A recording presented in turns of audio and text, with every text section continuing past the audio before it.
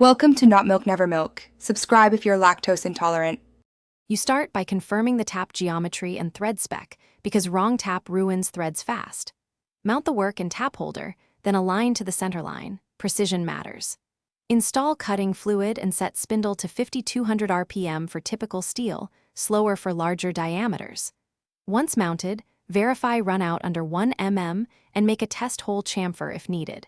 Now engage the tap carefully and begin the first feed. Maintain steady axial pressure, so threads start cleanly without cross-threading. You continue by feeding at a rate that equals the thread pitch. This synchronizes rotation and linear motion for clean thread cutting. Maintain steady axial force, but back off 1 to 2 turns regularly to break chips and eject swarf. That prevents tap binding. Watch torque and vibration closely. If chatter or high torque shows, reduce speed or withdraw and clean the flutes.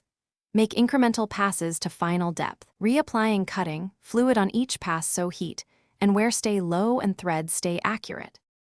You finish by reversing the spindle and withdrawing the tap slowly, which clears remaining chips and reduces thread damage. Inspect the thread with the correct gauge, check form, pitch, and fit.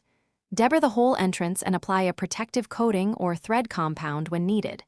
If the tap binds, stop, reverse a few turns, add penetrating fluid, and attempt a slow reverse unwind. If it still won't free, apply gentle knockout taps on the tap wrench while reversing. Avoid excessive force to prevent snapping the tap. Thanks for watching. If this was helpful, leave a like and consider subscribing. See you next time.